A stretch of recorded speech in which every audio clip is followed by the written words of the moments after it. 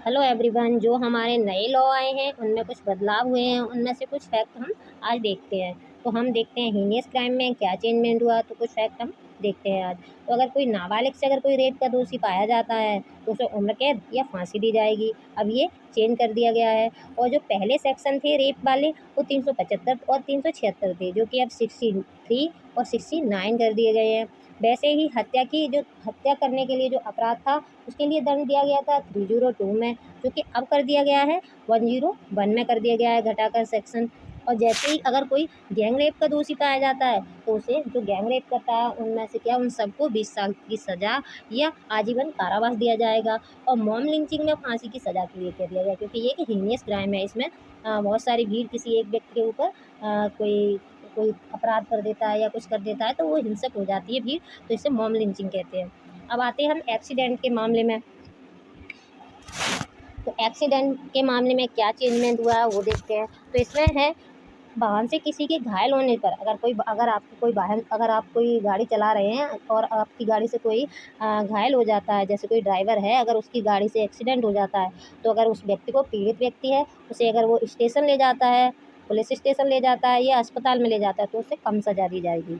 और hit and run के case में 10 साल की सज़ा कर दी गई है। स्नैचिंग के लिए कोई कानून अभी नहीं बनाया गया है।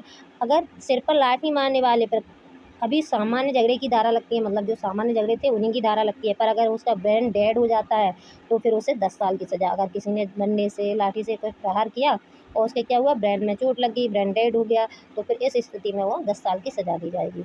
अब आगे देखते हैं ट्रायल के मामले में क्या चेंजमेंट किया गया है।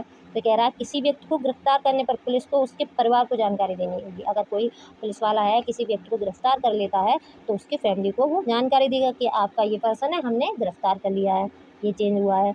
आगे है किसी भी केस में 90 दिनों में क्या हुआ, इसकी क्या है पूरी जानकारी विक्टिम को बताई जाएगी कि आपके केस में क्या, जो 90 दिन है उसमें क्या उन्होंने कार्रवाई की है पुलिस ने, तो वो सारी विक्टिम को जानकारी देगा।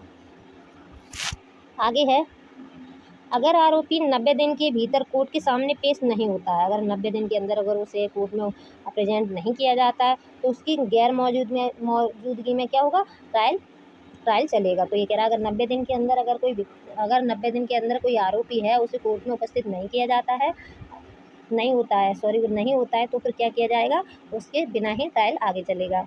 आगे है गंभीर मामलों में आधी सज़ा काटने वाले को क्या कर दिया जाएगा, रिहाई कर दी जाएगी। कोई गंभीर मामला है, उसे काफ़ी सज़ा दे दी गई, वो आधी से ज़्यादा सज़ा काट चुका है तो फिर क्या कर देंगे, उसे रिहाई दे देंगे।